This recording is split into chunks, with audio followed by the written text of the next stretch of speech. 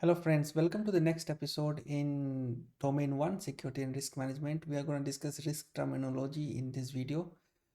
Let's go straight to the drawing board and we'll see all the topics which we are going to, all the subtopics which we are going to discuss in this video. So here we have this screenshot of Shawshank Redemption. If you haven't seen the movie, I think it's a good movie to watch. And if you are preparing for CISSP, you will see the concept of security and risk management in some parts of the movie. Here is a screenshot of the part where the inmate, the main hero of the movie, actually escapes the jail, right? So he do regular digging in the cell. He do proper risk assessment, proper analysis, and figure out when he has to hit the wall. And this hole where he actually which he used to escape in the jail was hidden behind a painting, right? It's a nice movie to watch if you are interested in seeing this movie in the context of security and risk management. Okay.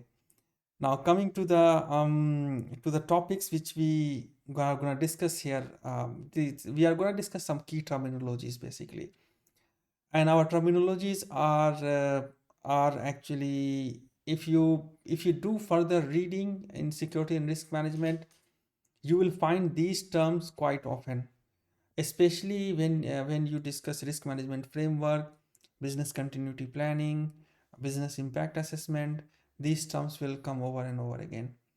And from exams point of view also, these terms are very important. So we should have a proper understanding of this term. Now any management or any planning starts with identification of what we have in our hand. What is the inventory? What is the list of asset we manage, right? So the list of asset is something which is stored in any company in something called CMDB, configuration management database, or asset management database, right? So in CISSP or in information security world, the term asset is defined as anything which is value to a company. It could be a tangible asset like infrastructure, or it could be intangible asset like the reputation of a company, right? Now every asset, whether it is tangible and intangible, it carries some value. And if the asset do not carry any value, then it's not an asset itself, or it has lost his status to be called an asset. Then it should go with the asset management phase, like the ultimate last stage is to destroy the asset if it is not required. Any asset which is not of any value and is not required is basically a liability. So an organization should get rid of it. So the asset goes through the process of asset valuation, and with asset valuation, what you have in hand is asset value, right? So you assign some monetary value to an asset, or sometimes you don't assign a monetary value, you have some non-monetary value. Like if you develop some high-end software, then you put some time and you know you put some time and we put some money as well, right? So the software carries some dollar value, plus it carries some like 6 months of development exercise, right? And the kind of attention which was given to the software development, that's also an asset value. Or the productivity it brings to the team, that's also an asset value, right? It's not always the price of the software itself in rough dollar figure, right? So all these things constitute the asset value. Now the monetary asset value, or the monetary component of the asset value, will go through something called quantitative analysis, and the non-monetary value will go through qualitative analysis, right? So quantitative analysis is an analysis or a method in which we use real numbers and units and dimensions to figure out the value of something, right? And non-monetary figures are like the reputation of a company, or time given to a software, or the productivity it brings to the team. So those things can't be really quantified in terms of dollar value, right? So that's all. That analysis will go through the qualitative experience, right? Now, the other main important thing which I have shown here in this diagram, which is called the asset threat pairing, right? Asset threat pairing is something which is very crucial when we do risk assessment. Now, every asset in an organization have some some type of threat associated with it. It's similar to the kind of relationship you see in stories and in movies, where you have a villain for every hero, right? So if there is a hero, then there's a villain. For a Spider-Man, you have a Sandman, or you have Green Goblin, or Doctor Octopus. So there are different threats to one hero, which is a Spider-Man, right? For Batman, you have Joker. Now, at least one villain you have for a hero to carry the story on. Like, if you don't have a villain, you have only hero, then there is no story. Similarly, for every asset, there is a threat, and this is something which you should keep in mind. And this asset threat pairing is something, if you have for all the assets in an organization, you are in an ideal state. Or if you don't have asset threat pairing, then it's really nice to have this pairing done, so that you know that what's the next course of action you are going to do. The next course of action is determining the risk response. Like for any asset threat pair, what risk response you are going to take, right? We will discuss risk response after this. Basically, if you look into the threat, so in threat, we discuss four things. We discuss threat itself. What is a threat? A threat is any potential action or inaction which can cause damage, right? Whether, so if you have a knife or a gun, it's a threat, because if it is used in a wrong way, it can cause some damage, right? It's not only the if you have a tool and you use tool in certain way, and you never think of it being misused by some other way, it doesn't mean that that tool is not a threat. Any tool could be a threat. Anything could be a threat, basically, right? So we have to understand the functioning of any tool, plus the different situation and environments where this tool can be used, right? So that's how we come to know what is threat. Now, what is threat agent or threat actor? So threat agent and threat actors intentionally exploit vulnerability or weakness in a system. So so unintentional exploitation is not done by threat agent or threat actor. This term is used only when we have intentional or malicious intent, and someone actively starts exploiting something. Then we say that this is threat agent or threat actor. What is threat event? Threat event is an accidental occurrence or intentional exploitation. Two things can constitute a threat event. Either it's an accidental occurrence or intentional exploit. And the intentional exploit will always be done by threat agent, right? So this thing is always related with threat agent. Now, what is threat vector? Threat vector are different paths taken by some threat agent to carry out the attack, basically. It could be email, it could be web browser or external drive, Wi-Fi. Think of any means by which a threat can enter in the perimeter of your security. That's the threat vector. Now, threat vector is also sometimes called attack vector, right? So when we discuss cyber security, in cyber security, we use attack vectors. Attack vector term more, most likely they use attack vector term. In information security world, they generally use threat vector term, right? So different way of saying the same thing, right? In exam, it may come like attack vector. So attack vector and threat vector are basically the same thing. Now, coming back to the threat agent and actor. So for a threat agent, if the security is bypassed by a threat agent, there is a secure system and security is bypassed, right? So let's suppose there is a Linux machine and you got the root access. So that is called breach. So when a threat actor bypasses the security, it's a breach. Now, if there is an intentional or intentional attempted exploitation of vulnerability, it's an attack. Right? So attack may or may not be successful. So if an attack is successful, that becomes a breach. If it is not, then it remains in the category of an attack. So if there is a breach, there is a certainty that there was an attack, then there is a breach.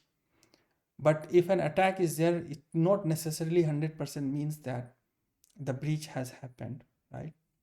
So these things, when we discuss threat modeling, we will discuss this topic again, that how breach and attack simulation kind of thing work in real life, or and how this is relevant in CISSP certification. We are going to discuss that in detail. But here at this stage, you should just know that what's the difference between attack and breach. Attack is basically that some vulnerability is treated as a target and someone has intentionally attempted to exploit it. So that's an attack. It may or may not be successful, but just in legal term, if there is a court case and you use the term attack, it means that there is some intentional act, right? And if attack is successful, then what you have breach, right? Yeah, in simple term, this attack is breach if it is successful. Now, when we talk threat, there are few documents, which is NIST SP 830 R1. It's not necessary to memorize this term, but it's kind of nice to know these things. That 830 is basically, it describes what is a threat. There are two appendix. Appendix D explains threat source and Appendix E explains threat events. If you are interested, you can go and check these things, and this will add to your knowledge. One more thing, at this stage I would like to highlight is CISSP exam require a lot of reading exercise to be done, just to prepare your mind mentally, that you are going to have an exam where you have to read a long question, right? So if you go and develop a habit of checking NIST and documentation, that will really help in having this stamina of entertaining question in a very time bound pressurized environment, right? So even if you don't if you are not able to remember everything, but even the act of reading and the first hand understanding effort is something which will be a warm up exercise, and the more you do this warm up, the more mental capacity you develop to confront different type of questions in the exam. Now coming back to the topic, so we discussed asset, we discussed threat. There is a relationship between asset and threat. Asset, this is called asset threat pairing. You know, the famous Bollywood movie Main Nagin Tu Sapera sort of thing. Now next few terms are very important. One is called safeguard. What is safeguard? Safeguard is something which removes or reduce vulnerability, right? Oh, but first we should discuss vulnerability, because this is something which is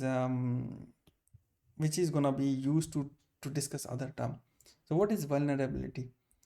Vulnerability is any weakness in the asset, or an absence of a weakness in safeguard. Okay, first we discuss the first bulleted highlight.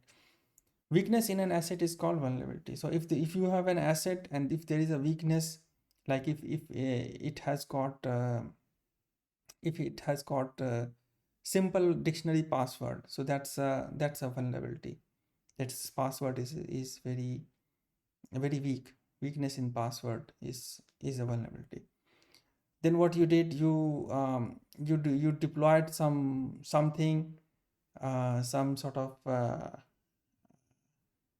firewall or something to protect some infrastructure. Now that firewall itself is having some missing patches, and that missing patches is giving an ability of any attacker to remotely log in into the firewall, even though you have a very strong user, a strong user ID password policy in your company. So without firewall, it was difficult to enter into your infrastructure. But if someone do social engineering, he may retrieve some password. But when you put a firewall, it gives an ability or a backdoor, because it was having some missing patches or some old software code, and that gives another vulnerability by introducing a safeguard. That's also a vulnerability, basically, right? So it could be a weakness in asset, or it could be a weakness in the safeguard. That's vulnerability. Now, when we discuss vulnerability, then we can discuss safeguard. The primary purpose of safeguard is to remove or reduce vulnerability. Either it removes or it reduces. And by doing that, it protects the asset against threat. Right? These two objectives should be fulfilled. If the safeguard is not fulfilling these two objectives, then it's not a safeguard, basically, right? And safeguard is a kind of risk response, right? So in risk response, we'll see that we do mitigation, and for mitigation we can have safeguard. Now, what is risk? Risk is the possibility that a threat will exploit a vulnerability, right? So we discussed here asset threat pair. Now, a threat is a threat is a challenge for what? It's a challenge for an asset. But when asset is vulnerable, right?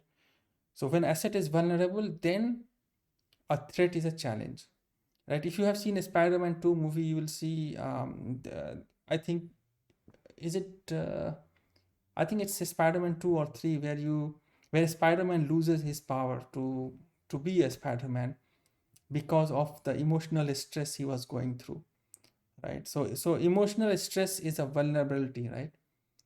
And that vulnerability causes the powers to go down. Then if a Spider-Man is an asset, emotional distress is the vulnerability, and with that, what happened, the threat, which are the villains, um, got a chance to attack the asset, which is a Spider-Man.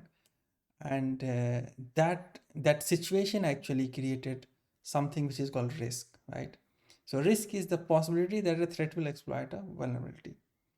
If that possibility is not there, not anymore, when it could be, like when the villains are dead, then there is no risk. Even though if there is a vulnerability, but if you don't have any threat agent, then there is no risk, right?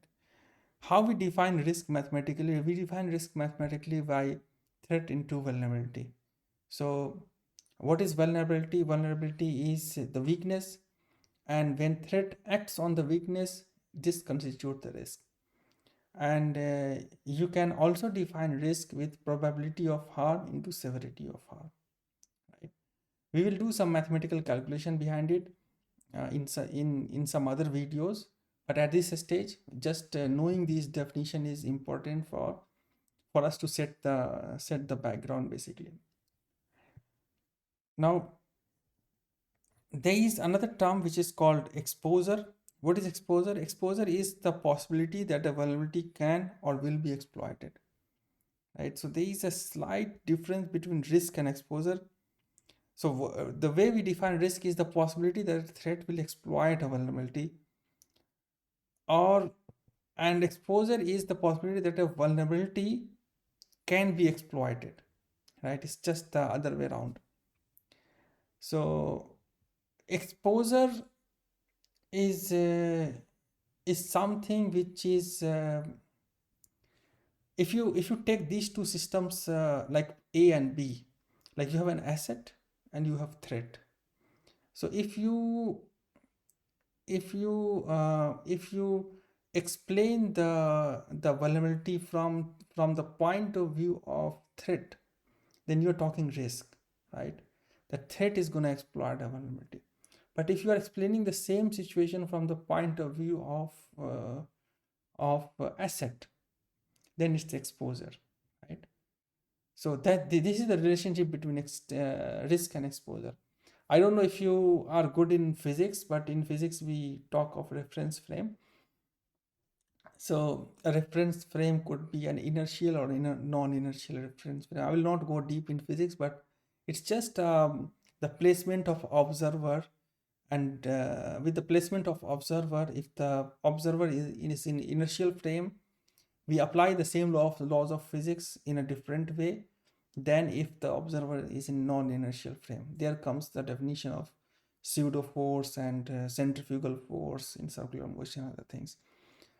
Now, the same way, you have got a threat agent and you have got an asset. So threat agent is a villain, asset is a hero. So if you are explaining the conflict between a hero and a villain from the point of view of villain, then you are talking about risk, because villain is bringing the risk. Villain is bringing the risk to harm someone, right? So that's called risk. Now, if you are talking from the point of view of hero, you are talking exposure. The hero is getting exposed, right? Or people or humans or humanity is getting exposed. So exposure is always from the point of view of asset. Now, what is exposure factor? Exposure factor is just a mathematical expression in percentage term to show the exposure. Because exposure is a concept, you have to translate this into exposure factor to do some calculation, right? So exposure factor is the quantitative risk assessment value, which we denote by EF. Every event of exposure is a risk, right? Every event of exposure is a risk. I found this line very poetic and like a quote. That's why I just mentioned it here.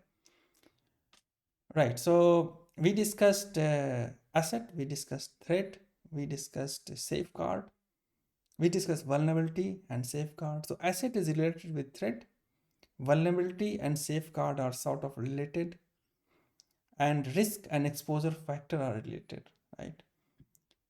Basically, they describe the same situation, but from the point of view of asset and from the point of view of threat agent. I think these points are clear now.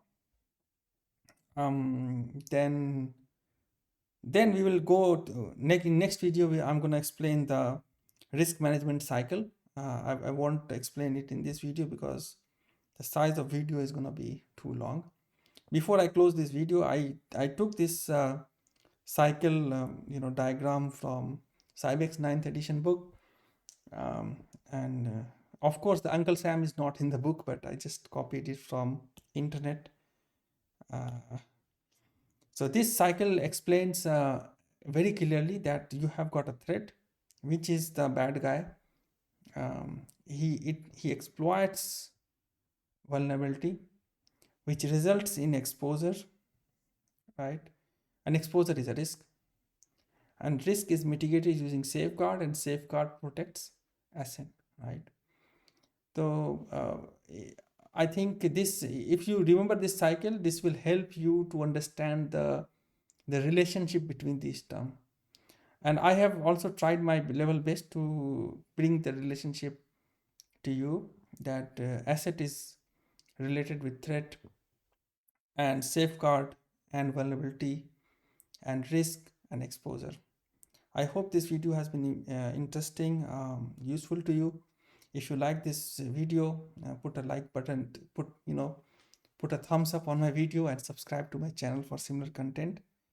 Hope to see you in the next video again, and good luck for your exams.